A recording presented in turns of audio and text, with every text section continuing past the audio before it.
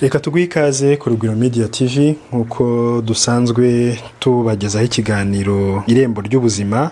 Uyu munsi nanone turi kumwe na muganga Christian. Uyu munsi nanone murabona ko twahinduye icyerekezo, twamusanze ku ivuriro.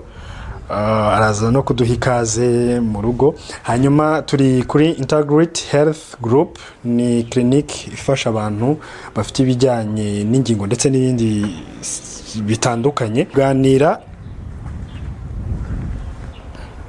ikiganiro cyacu kiraza kwibanda ku by'umuntu ukora siporo cyangwa se ugiye gukora siporo cyangwa se ya myitozo ngororamubiri nkuko yabitubwiye ubushize agomba kwitaho mu rwego rwo kugira ngo ataba yahitamo cyangwa se agakora ibyamwangiriza ubuzima. Tujya tubona abantu benshi bajya muri siporo ariko ugasanga umuntu w'imyaka 70-90 ari gukora nk'iby'umusore w'imyaka 30-40, nyamara abahanga hari ibyo babivugaho. Christian, tuguhaye ikaze nanone ku Rugwiro Media TV.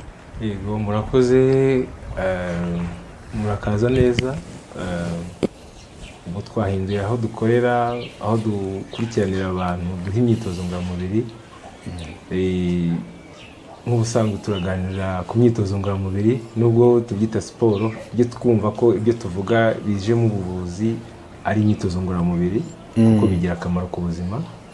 Tuzakomeza tubaganiza cyane ku kamaro kabyo n'uburyo bikoreshwa mu kuvura cyangwa se mu kurwanya indwara. Hanyuma rero mu gutangira umaze kuduha ikaze hano, watubwira ibijyanye n'imyitozo cyangwa se siporo umuntu agiye gukora, iyi myiteguro yakabaye akora kugira ngo iyo myitozo ngororamubiri imugendekere neza itamubyariye ibibazo. Imyitozo ngororamubiri idateje ibibazo ku muntu ni imyitozo iba yakozwe mu buryo bwatekerejweho, ikindi ifite impamvu cyangwa se ikigamijwe, kuko imyitozo ngororamubiri igira ubwoko butandukanye bitewe n'umuntu cyangwa se n'ibyo abona cyangwa se ubushobozi afite.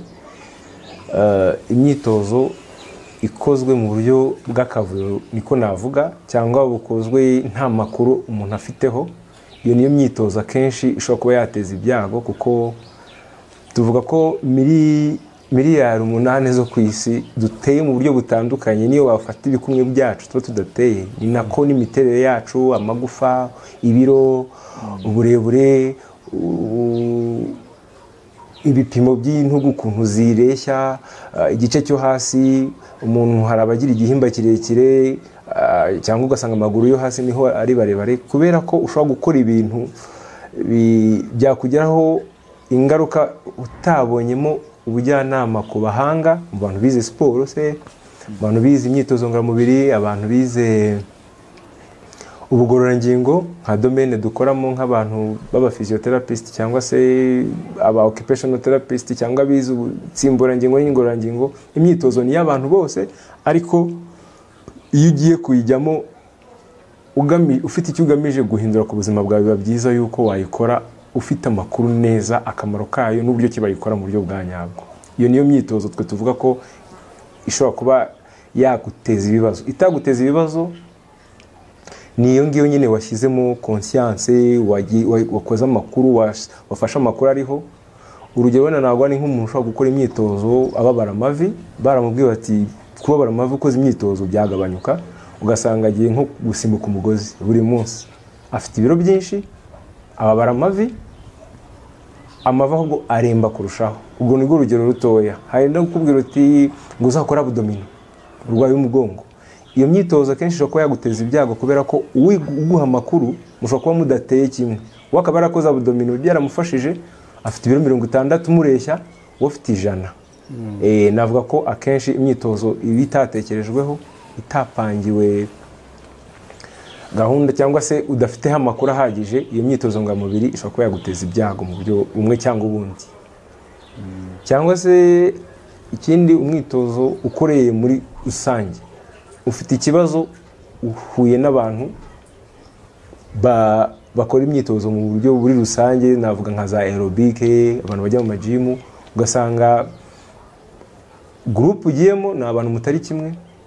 Ugiye muri groupe y'abantu bakinyeho volley kera bazi gusimbuka, cyangwa ugiye muri groupe y'abantu urusha imyaka 30, nabwo ibyo ngibyo za rusange akenshi tuvuga ko iyo ugiye muri rusange utamaze kumenya kategori irimo n'ibyo ugiye gukoramo n'akamaro byakugira bishobora kuba byagutera ibyago kubera amakuru atagize, cyangwa se ukajya gukora imyitozo y'abantu batarwaye, wowe ujyamo ufite indwara runaka iri konfirime, bagufatiye umugongo ko urwaye, ibikanu byawe byararwaye, za MRI zakonfirime ko urwaye indwara nk'iz'amadiske na za sciatique, ese warwaye amavi degenerescence cyangwa wakinyeho umupira urwara amavi cyangwa wagize imvune, ugiye muri iyo myitozo kandi wowe uzi ko ufite ikibazo kiri special, cyangwa urwaye umuvuduko w'amaraso, ugiye muri iyo myitozo ngororamubiri nta n'uwagupimiye uko uwo munsi bwije umeze kandi ubwo wari uvuye mu kazi, ugahita ujyamo ukaba ushobora kuba ufite ibyago by'uko wahuriramo n'ingorane nyinshi zishobora kuba zanavamo n'urupfu. Hari ubwo umuntu ashobora kugeramo agakora imyitozo agataha, kumbe imyitozo yazamuye nk'umuvuduko cyane bitewe n'ukuntu wari uvuye mu kazi unaniwe, hari ibyo se wariye nabwo utabizi utabanje no gupima. Rero imyitozo y'aba bantu baba bafite ibibazo biba byiza ko ikorwa harimo gukurikiranwa n'abaganga ari bo babibemereye, iyo myitozo bashobora kuba bakora ijyanye n'ibibazo bafite. Yego.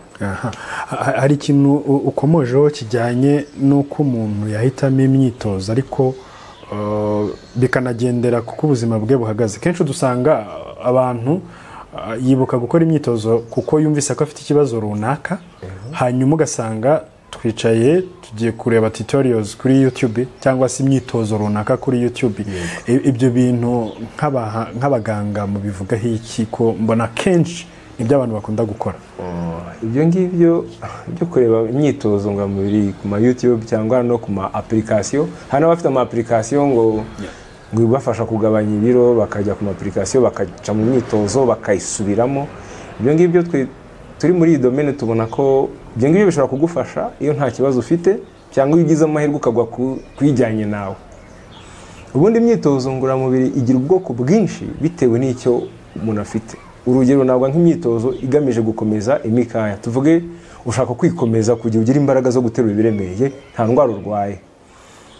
Iyo ugiye gukora imyitozo yo kwikomeza hari ibyo ugomba kwitwararika, kumenya ibiro byawe n'ibyo ugomba guterura kugira ngo bikugire akamaro ko washakaga, kumenya misikire ugomba gukomeza bitewe n'akazi uzakora. Niba akazi kawe ugomba gukomeza amaguru kugira ngo uterure ibintu bivana hasi bitereka hejuru, ukomeza amaboko se cyangwa amaboko yawe akomere ashobora gufata ibintu mu gihe runaka, ibyo ngibyo byose bishobora kugutera ibibazo kubera ko wafashe imyitozo itari yawe, cyangwa ubwoko bwo wafashe sibwo, cyangwa umuntu ushaka gukomeza imikaya ugiye kwiruka, kujoginga, kwiruka, kandi kwiruka kenshi ni imyitozo tuvuga ko izana endurance, ubushobozi bwo gukora imyitozo mu gihe kirekire cyangwa gukora umurimo w'igihe kirekire. Ubwo ukaba wakora umwitozo utandukanye n'icyo ugamije. Umuntu ukuze ugeze imyaka 65 agiye mu myitozo, agiye gukora nk'iy'abajene, kandi we abakwiye gukora imyitozo irimo gukomeza imikaya no kugarura coordination na balance, ibintu bishobora kuba byagabanya ibyago byo kugenda agwa. Mwumva abantu benshi baba bakuze ko ngo yaguye muri dushe atavunika igufa ryo mwitako niki, kandi we abakene imyitozo ya coordination na balance kugira ngo agire mechanism zo kwirinda kugwa, kugarura balance mu gihe asitaye, mu gihe agize ute, kuko yageze mu gihe cyo kwirinda kugwa, kuko yaguye ko magufa barashaje, byinshi byagize ashobora kugwa igufa rigateremene kugeranyije n'umuntu ufite imyaka 30 unyerera akagwa hasi, yanagwa no hasi igufa ntago ushobora kuba ryavunika kubera igihe rimaze, ibyo byago bikabidahari. Uwo muntu rero iyo agiye kujya mu myitozo ashobora gukora yakora n'imyitozo yanamuvuna yewe, ugasanga imyitozo akoze ni vigorous cyangwa se imyitozo ikomeye cyane ku buryo kishobora kumuteza ibyago by'uko amagufa ye yagira ibyago by'uko yavunika, cyangwa se afite umuvuduko w'amaraso ukabije ku buryo yakora umwitozo bikazamuka bitewe n'ukuntu ananiwe cyangwa arwaye umutima. Hari n'abo usanga bavuga bati ngiye barambwiye bati ni nkora imyitozo y'iki umutima wanjye uzagera, ariko ubukeneye ko ugukurikirana mu burwayi bw'umutima, uguhereza imyitozo, bose bafite ukuntu bumva iyo ndwara y'umutima.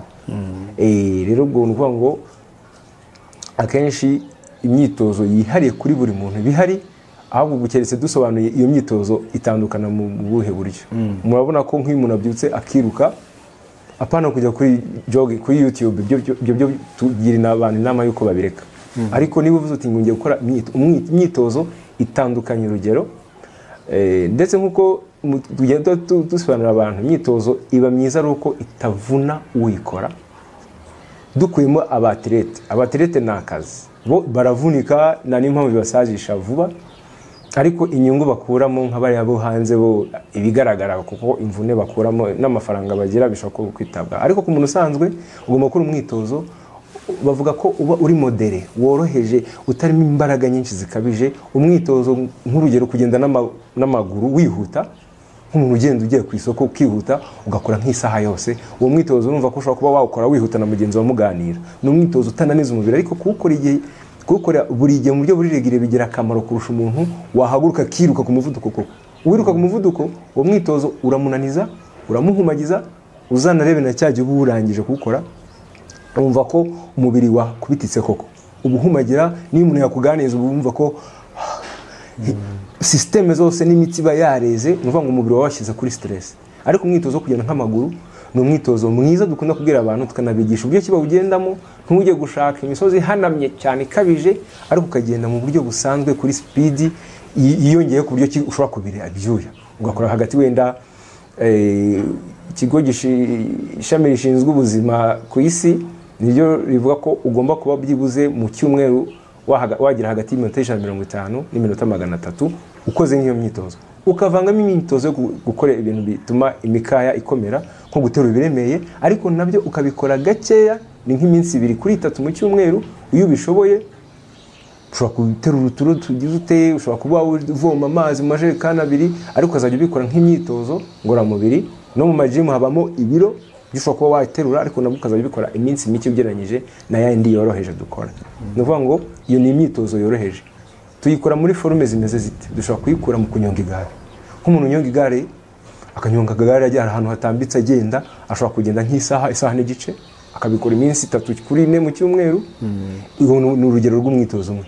Uko kugenda n'amaguru ese ugafata hariya kuri za tapi ukajya muri parike cyangwa muri quartier ukagenda isaha, iminota 30 cyangwa 45 mu buryo buhoraho, ariko ureba cya gihe cyo ugomba gukora.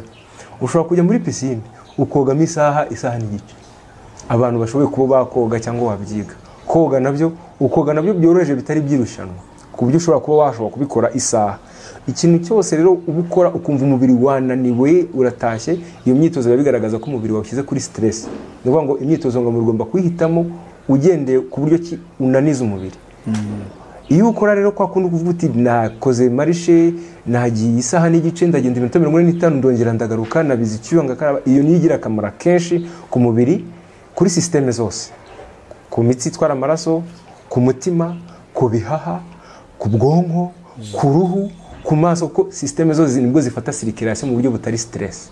Ariko iyo wiruka cyane nkuko twabiganiye ubushize tusobanurira abantu, ubabaye umwatlete, biba byiza iyo umuntu wese ukuze uri hejuru y'imyaka 18 atari umukompetitor, atari iki, atajya mu bintu bimeze nko kurushanwa, ku buryo ananiza umubiri ku buryo rwo hejuru nk'abatlete.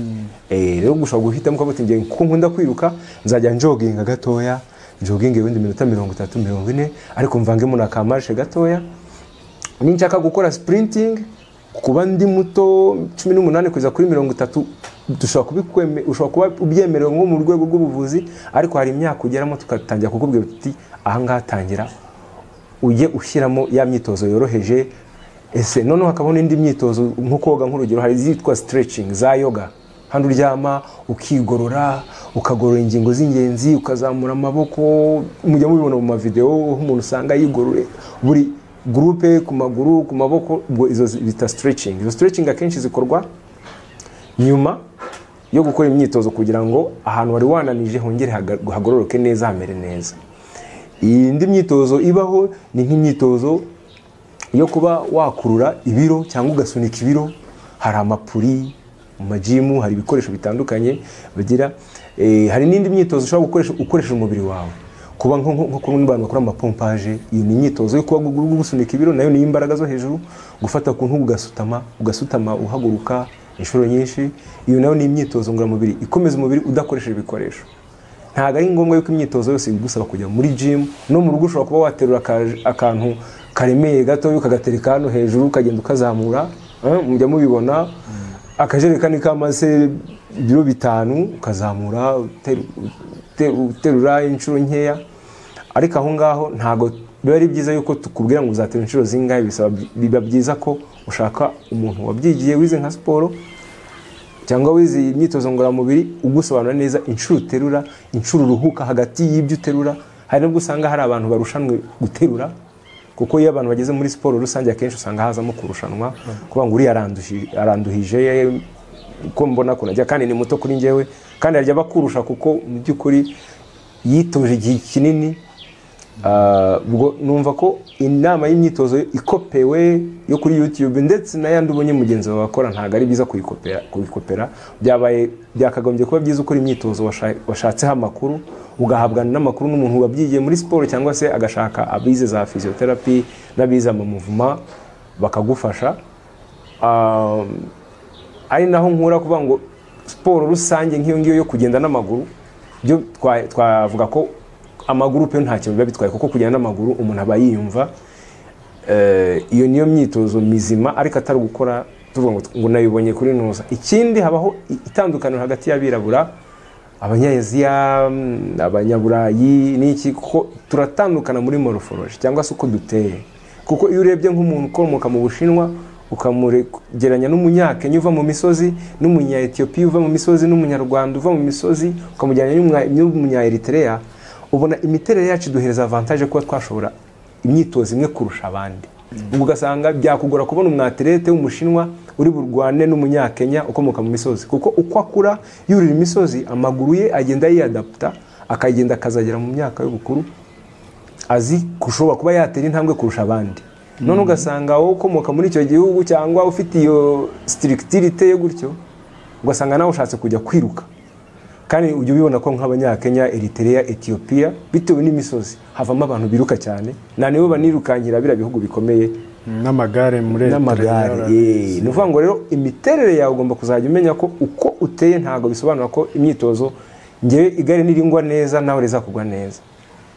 Ni ngombwa yuko wakagombye gusanga abantu bakakubwira bati nge nshaka gukora imyitozo iri professionnel, mbaze inama kwa muganga. Nk'uko iyo urwaye indi ndwara nabwo ubanza kubaza inama kwa muganga umenye umuti ukora. Kimwe n'uko imiti isanzwe tunywa ishobora kutamfasha ukagufasha, ni kimwe n'uko imyitozo ngororamubiri uba ufite iyawe yagufasha neza. Ari no mpamvu tubwira abantu yuko izo za YouTube bazajya bazijyaho zibagayidinga ugiye kwiga, ariko gukopiya navuga ko atari igitekerezo cyiza. Igitekerezo kizima ni ukujya muri ayo mazu ya siporo ahari, ugasaba ubufasha kuri abo bantu bigisha iyo myitozo. Byaba byiza ukanasuzumwa neza kugira ngo ufashwe bihagije. Se haba hari ubumuga umuntu ashobora kugirira muri iyo myitozo ngororamubiri cyangwa se iyo siporo yakoze, wenda bitewe no kwikora nabi cyangwa guhitamo nabi? Ubumuga ni ikindi, ariko ibibazo, ingaruka z'imyitozo idakozwe neza. Imyitozo idakozwe neza byo ishobora kuguteza izindi ndwara zutaruna afite. Naguhaye urugero rutoya rw'umuntu ushobora kuba afite ikibazo cy'umuvuduko w'amaraso, yaje umuvuduko wazamutse ntabizi, akoze imyitozo iramunanije, ashobora kuba yanagira akagwa aho ngaho, akaba yahakura n'izindi ndwara zishamikiye kuba yakoze imyitozo atarameze neza. Akaba yagira nk'indwara nka stroke. Stroke itera paralysis y'uruhande rumwe. Byagize stroke rero yakoze imyitozo, iyo ni ingaruka igiye gutuma yicara mu igare mu gihe runaka, ishobora kuba yanamwica. Usibye n'ubumuga ishobora kuba yanakwica. Ikindi, nk'umuntu ufite umubyibuho ukabije, ufite ibiro byinshi, ashobora gukora imyitozo irimo gusimbuka no kugira ute akaba yaharwarira izindi ngingo z'amavi, cyane cyane nk'amavi n'imigongo. Ushobora gukora imyitozo ugatangira ku rugero utariho, kandi wakagombye kubanza ukagabanya ibiro mbere yo kugera kuri iyo myitozo yari ikomeye. Ukaba wari ukeneye nk'imyitozo wenda ituma amavi yawe adatwara ibiro. Nk'umuntu ufite ibyo biro, iyo agiye ku igare ubona ko abanyonga ibirenge biri hejuru, ntabwo amavi abatwara ibiro bye. Igare abakoresha imbaraga ze, nk'igare ni ryiza ku muntu ufite ibyo biro byinshi. Cyangwa se akajya muri piscine koga. Abantu bafite ibiro byinshi akenshi tubagira inama yuko abishoboye akubonye atabibona akaba yakora imyitozo yoroheje nko kugenda n'amaguru ahantu haringaniye hatarimo kuzamuka cyane, kuko iyo afite ibiro byinshi agira ibyago byinshi. Urwo ni urugero rutoya, ariko ushobora kuba ufite n'izindi ndwara zo mu miryango. Hari abantu bavuka ugasanga mu miryango abantu birwarira nk'intugu, cyangwa birwarira mu mugongo hasi, cyangwa barwara ibikanu. Ubwo nabyo ni ngombwa yuko ushobora gukuramo ibyago kuko wakoze imyitozo itakubereye. Ikindi, hari n'abantu bakora imyitozo bashaka gukora igihe kinini. Imyitozo si byiza icyo gihe izo nama z'umuryango ushinzwe ubuzima ku isi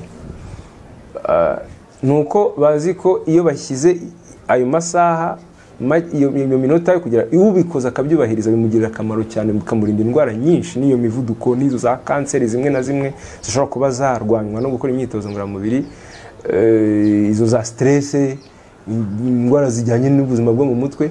Bavuga ko iyo ukurikije iyo minota si byiza kuba wakora imyitozo uvuga uti ngiye gukora amasaha 8. Hano umuntu ukubwira uti ngewe iyo nirutse cyangwa ndagenda nkava hano nkazenguruka umujyi wa Kigali, ukumva bakubwira ko yakora amasaha 4 ku munsi. Si byiza iyo ubikoze icyarimwe ukabona ukora umunsi umwe. Ibyiza ni uko ukora iminota mike ukayiterateranya mu cyumweru wagiye ushyiramo iminsi itandukanye, niyo myitozo mizima.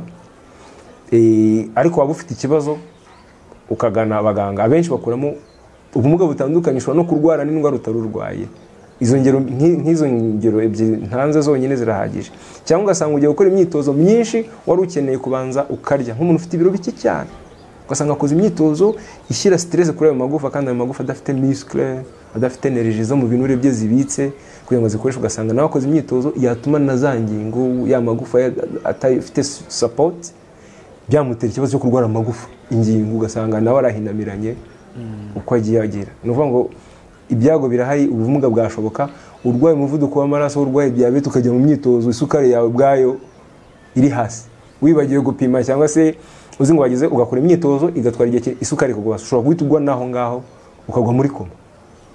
Nuko ngo imyitozo ntago ari ingingo gusa ifataho. Ikindi ushobora kugira kuba rufashe ikintu kiremeye uri kukizamura nk'ako, kandi tuvuge nka gutyo ugize igihumure wari uteruye ibintu biremeye.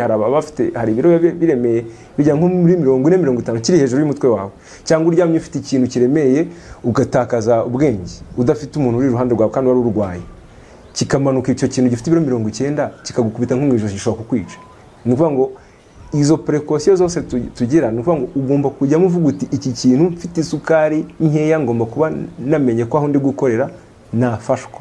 Niyo mpamvu usanga ndetse ubu tugeze ahantu heza mu Rwanda, usanga n'ayo majimu harimo na first aid, hari twa tuntu twukakora ubutabazi bw'ibanze, kandi usanga ko tuba turi ku rugendo rwiza ugereranyije n'aho twavuye. Ndumva ariyo nzira nziza twajyamo twirinda n'ubwo bumuga. Icyo kibazo ubarije abantu benshi, ni byiza ko basaba inama kwa professionnel. Hari ikintu wakomeje kugenda ugarukaho kijyanye n'uburwayi bw'umutima cyangwa se ibibazo by'umutima. Haba hari siporo runaka zigenewe nk'abantu bafite ikibazo cy'umutima cyangwa se ibibazo by'amagufa? Imyitozo irahari. Nk'abantu bafite ibibazo by'amagufa, iyo babonye nabyita clearance, babyita medical clearance, cyangwa nk'umuganga uvura indwara zijyanye n'amagufa, iyo amukiyarinze kuba yakora imyitozo, abaho imyitozo yihariye kuri ibyo bibazo umuntu afite. Ufite, urumva birumvikana, ufite ikibazo cy'umugongo ntabwo akora bimwe n'ufite ikibazo cy'amavi, ufite ikibazo cy'intugu ntabwo akora bimwe n'ufite ikibazo amagufa, bitewe n'igufa aho riri. Hari imyitozo yihariye ikorwa, iyo warwaye ikoreshwa n'abaganga cyangwa abantu bari muri secteur y'ubuzima. Hari naho hazamo aba physiotherapist, abashinzwe ubugororangingo, nyine ubwo abashinzwe ubugororangingo, aba occupational therapist bahari bavura ibintu bijyanye byo kugusubiza mu mirimo isanzwe kugira ngo ukore, abakora insimburangingo n'inyunganirangingo. Hari igihe ushobora gusanga ufite ikibazo uri ukeneye kuzajya ukora imyitozo wambaye babakina ubona baba bafite support yo mu ivi cyangwa se amagenuelle, amacheviere, umukandara w'umugongo. Hari igihe baguhereza ikintu kigufasha hano mu ijosi. Mubona no mu bakinnyi hari ababahereza na support zo kuri maske z'ubwonko basupportingwa. Haba harimo noneho support zabo ngabo bashobora kuba bagufasha kuba wakora imyitozo ugize. Ku bafite ibibazo by'imitima, hari imyitozo iba yihariye ikorwa iri supervise n'abaganga, ariko nabwo hazamo clearance, naho umuganga we wamuvuraga umutima avuga ati wemerewe gukora imyitozo, sanga aba bantu bagufasha. Nukora imyitozo akenshi ku bantu bafite ibibazo by'imitima cyangwa imivuduko y'amaraso cyangwa izo ndwara zitandura, bakora imyitozo igamije gufasha icyo kibazo. Ndetse n'ufite ikibazo cyo mu mutwe, stress, hari imyitozo. Ntago umuntu ufite stress umubwira ati ngo igenda wiruke uhumagire.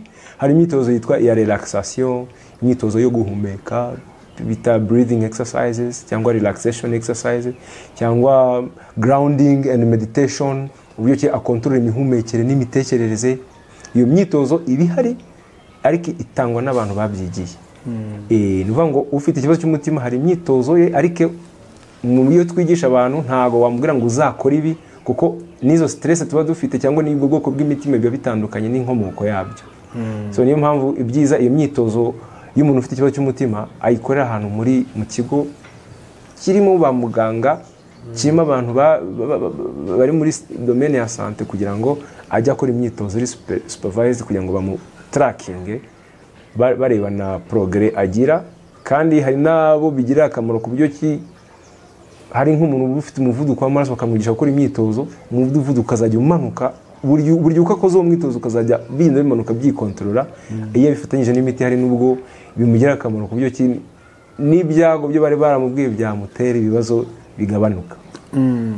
Hanyuma twakomeje kuvuga izi siporo cyangwa se imyitozo ngororamubiri,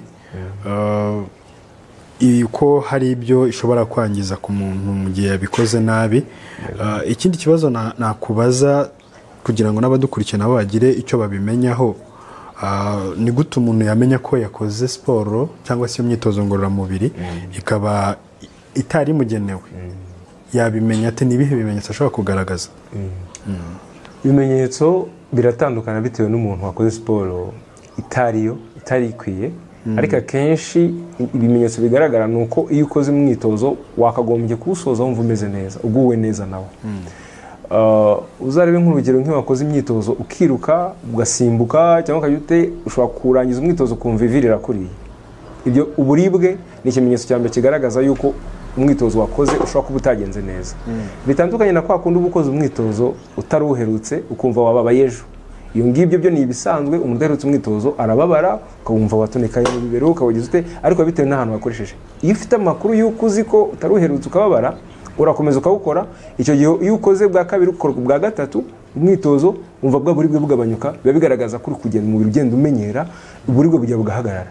Ariko umwitozo ukora ukawusubiramo ukumva uri kukubabaza, urugingo runaka rurakubabaje, iyo kibazo. Cyangwa ukoze umwitozo utangiye wiruka wumva utangiye guhumeka nabi, icyo ngicyo nacyo ni ikimenyetso kigaragaza ko ugiye kwiruka, ugiye kumva umutima uri gutera vuba vuba, kumva mu gatuza stress. Nuvuga ngo umubiri ubwawo ufite ibimenyetso mpuruza uguhereza ukubwira ko ibyo gukora bitari byo.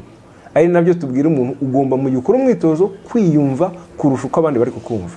Hari nubwo dukoramo imyenda yo kuvura tukajya mu masiporo, natwe tukajya mu myitozo nko muri gym, ukabona bano bantu batoza abantu bari guhereza umuntu courage, ukabona ari guha courage umuntu ufite imyaka 50, uwo mutoza afite 23, akamubwira ati zamuka, ati nashize ndikumva umugongo ushize, ati nukomereza aho biragenda gutya.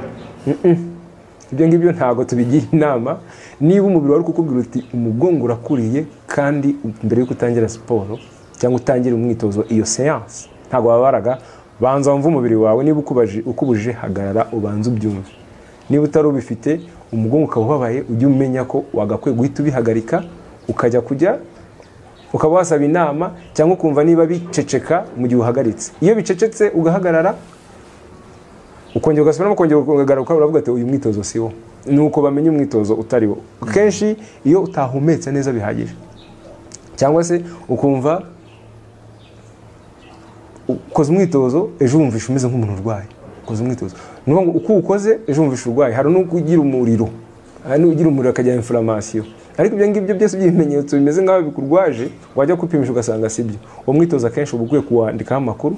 Ikindi tutagira ni uko tutandika urugero twakoze. Ejo twakoze nashoboye gukora iminota 45, ejo ugatusimbuka ugakora isaha n'igice. Ushobora kuwukora ugahita ukurwaza, nabwo guhereza ibimenyetso byo kubabara ariko ntumenye impamvu.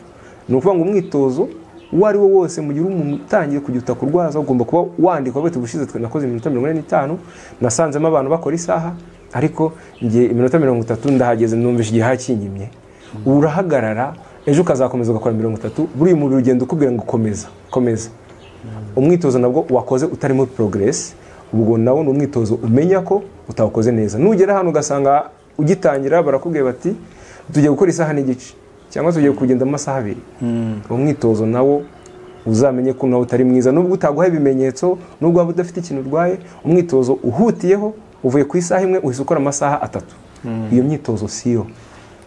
Ugomba kubyumva ko umwitozo uzajya ukora umwitozo uri documented, wanditse, uri progressive. Ibyo nibyo bintu tugenderaho. Niyo ngo iyo ugenda ukora n'iyo saha n'igice uba uzayigeraho, ariko bitangira biri hasi. Ntugatangira umwitozo buri gihe utumva umubiri wawe, kuko ibimenyetso byinshi, cyangwa wakora umwitozo ukumva umutwe urakuriye, nibyo bimenyetso bibaho. Cyangwa ukumva umwitozo urawukoze, kuwusoza ugasanga ufite inyota ikabije, nabwo ushobora kuba watakaje amazi menshi. Hari umuntu ukora imyitozo akaba yakuramo ishati akayikamura ugasanga akuyemo nka litiro. Umwitozo nawe utakaza amazi menshi utayagarura, nawo icyo kimenyetso cyo kumva ufite inyota nyuma kuyikora nta yindi ndwara ufite, ubwo nabyo ni ibindi bimenyetso. Mbese ibimenyetso ni byinshi, nubwo ushobora kurangiza umwitozo ukumva urababaye. Ndakeka mujya mubibona abantu bakora imyitozo, bareba za match, abakinnyi bakina, wajya kubona ukabona umukinnyi avuyemo ahise arira. Nuvuga ngo abayakoresha umubiri ukajya kuri stress, kubyo ukina n'ubwonko bwumva butari guhuza n'umubiri agatarira. Nuvuga ngo iyo wumvise ko ubwonko bwawe butishimye, hari umuntu ukora umwitozo akata yageramo nko hagati agatayivumbura agatafata mutagataha. Iyo ubonye ko umwitozo gutera umujinya, hari abantu babikora kubera ko ni igihano, barakwiye ngo gabanya ibiro, nutagabanya ibiro urapfuye. Umwitozo wagakwiye kuwukora ukumva kuwukora biragushimishije, no kusoza biragushimishije, no gutamurwa no kumva biragushimishije. Niyo mpamvu ugomba kwitondera imyitozo ukora. Umwitozo wishimira niwo mwitozo muzima. Ubwo n'ibyo bimenyetso byose mwumva ko twavuze kuri systeme y'ibihaha, umva igihaha kiri kwakira, umutima uri gutera nabi, uburibwe mu mubiri, imbwa ziragufashe, ukoze umwitozo imbwa zirazigufata. Uwo mwitozo ugomba kuzajya unawukurikirana neza, ukavuga uyu mwitozo kuki iyo nkoze, iyo nsimbutse kuki imbwa zimfata, ariko indi nayo ikoze ikangira. Uwo mwitozo nawo ugomba kuzajya uvuga ati buri gihe uyu nguyu uzana ibimenyetso bitari byiza bintera discomfort. Mbese muri make umwitozo ugomba kuba uri comfortable kuva utangiye kuva urangije. Nubwo uba ufite ibyo bice bitandukanye by'umuntu akoramo, ibimenyetso bimwe tubivuga gutyo muri cluster, uheye ku biribwe ukarinda ugera kugira izo crampe cyangwa izo mbwa, akenshi bigaragaza ko ari ikimenyetso ko hari ibyo ukoze bitari byo, cyangwa byinshi, cyangwa se bike, cyangwa se technique. Murabizi ko hari igihe mubona umukinnyi yirutse ari no gukina, ari n'umuprofessionnel yakubita ishoti ukabona afashe mu itako, wajya kumva ugasanga ngo miskle yaracitse, ngo barabibaze. N'abantu basanzwe barabikora ugasanga agiye muri gym arunamye ateruye ikintu, ariko kaba yabamubwira ngo ikibazo wagize ni ukubera ko utari ukomeye, n'icyo akenshi imyitozo nuko iba itariyo. Yego. Okay.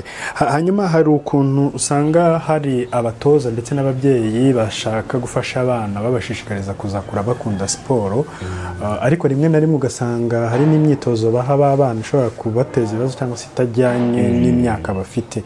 Abo bo turababwira iki kugira ngo nubwo bari gushishikariza abana kuzakunda siporo, ariko bye kuzabagiraho ingaruka?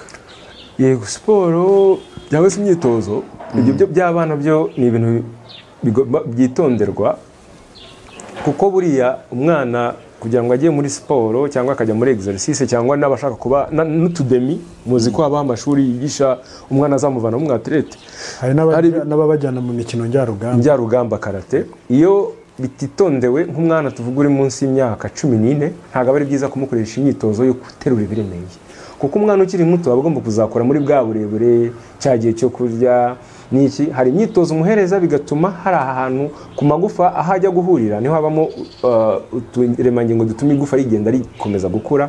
Of course bijyana n'imirire, nibyo bituma umwana agenda akura. Izo pariti rero umwana uteruye ibiro akiri muto, ibiremeye, ashobora kugwingira bitewe nuko twa tuntu uko agenda ashyiraho stress, hari ukuntu dushobora gufunga hakiri kare ugasanga biramugwingije mu burebure. Urumva iyo ni desavantage ya mbere. Ibyo biremereye ku mwana ni ibintu byitonderwa. Ikindi, nk'umwana ukina football hari abagwara amavi ari bato, kubera ko hari indwara nyinshi ziba ziri rusange ku bantu bakoresha amavi bakubita bakababara amavi, cyangwa ahantu ingingo zihurira, kubera ko bahakoresha repetition nyinshi. Iyo abatoza batabimenyereye, hari umwana bamuteza ibibazo by'amavi akiri muto ari umujene, kubera ko bakoresheje hantu haba hacyoroshye. Uzi ko umwana ukiri muto aba afite igufa ryihina, ryibendinga, riba ritaraba igufa rikomeye, binagora ko riba rivunika. Ubona impinji iyo ziguye ntabwo zipfa kuvunika, ko amagufa yabo bari ameze nk'ari plastique, abehaving nka plastique. kuko aba akeneye kuzakora. Rero iyo ukoresheje bya repetition cyane hari igihe arwara nk'ingingo akiri muto kubera ko wakoze ibintu byinshi bitajyanye n'umwana. Akenshi gukora ibintu birusubira bimunaniza cyane. Ku bana batoya kuba ari munsi kuva ku myaka 3 nibwo umwana atangira kuba bamukundisha gukina umupira, gukina football. Mubona ko iyo babajyanye mu tudebe bahera kuri 3 umwana baba bamutoza kuzakina ariko ari muto, ariko baba bakina ari uko abyinjoyinga, babikina ari fan, kumutoza kuba umwatlete, kumutoza umwana yaguye abakoca babazi ko uyu mwana aguye akenera attention psychologiquement. Yaguye rero hajya bati uri kwigwisha psychologiquement, hari igihe bamutoza nabi bakamutoza tutazakora emotionnellement, cyangwa agiye mu njyaro ugamba bamubwiye ko iyo bagukubise ukababara ntago utaka ntago ujye biteye, ibyo ngibyo ntago ari byiza kenshi. Ariko kuko arazarushanwa hari igihe hagwa umukoci ubizi neza aramwitegeza akabona ko atakomereza, akamubwira ati haguruka komeza. Yabona emotionnellement yagize akaba ari umusapoting, ubaye ute kora, akamuhanagura akajya komeza ugire, kuko nagera mu kibuga azahura n'abamukubita cyane, bagomba kumutoza mu bwonko kugira ngo witegure kuzarushanwa. Ariko iyo kiri muri ya myaka ikeneye support iri morale, kaga support ababyeyi be bagomba kuba bahari rimwe na rimwe. Niba ari ingiyo njyarugamba, si byiza yuko uzajya uhora umwohereza kuko nk'umwikiza ukazajya ubona harumubwira ati bravo mwana wanjye, akabona yakuraje ya morale. Amakosa menshi akorerwamo akenshi aba ari ubumenyi bukeya. Niba uvuze ngo azajye muri karate, ni byiza yitoza discipline akenshi. Gukina football nabyo bimutoza guhiganwa mu buzima busanzwe, niyo nabivuyemo akatsindwa hari usanga afite no guhiganwa no mu mashuri bisanzwe, atarekarama atagwa ngo avuge ngo ndarize. Bimutoza ubwonko, bituma nazanakunda na siporo akuze. Ariko icyitonderwa nibyo biri technique, imyitozo tumuha turamunaniza cyane, turagira ute ugasanga nk'umwana yabaye mu karate, aho usanga akugira ngo imufashe mu komera mu bwonko, imufasha kumugira umuntu umurakare. Ariko ku by'umubiri, ku by'imitima, umwana utangiye gukundwa siporo ababyeyi bakabajyanamo, ni ibintu byiza cyane bitewe n'ukuntu mubona ukuntu akura. Ariko umuntu agomba kumujyana ku bantu babizi neza, batuma wa muntu atazarwarira, ahubwo azakuramo imbaraga na esprit ya siporo. Ni ukuvuga ngo ni esprit ubundi bavuga ko iri free, ifite ubwigenge, kumva uri umuntu uri utakangwa n'ibiki, guhera mu mitekerereze, mu mikurire ye. Iyo ikozwe neza akura neza akanakomera. Ubwo agomba kujyamo n'imirire quand même izagifasha n'uwo mwana, ku mwana uri gukuraho, kuko aba agomba gukurikiranwa. Ariko ibyo byose n'imyitozo ngororamubiri y'abana muri ya mabwiriza y'umuryango w'abibumbye ishinzwe ubuzima ku isi, harimo imyitozo ugomba guheza umwana, byose biba byanditse. Ni uko gusa nta n'umubyeyi ushobora kugana umuganga amubwira ati nshaka umwana wanjye kumujyana muri karate, tubigenze dute, niki tuzitonda, iyo atashye niki twamuha.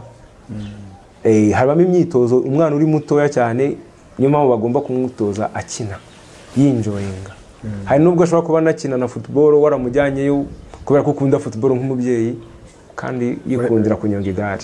Niyo mpamvu habamo no kuba witondera kuzaba washyira mu mwana football akajya kuyikina, atayikina ukamutorotira ku buryo cyashobora kuba umuntu utishimiye ubuzima.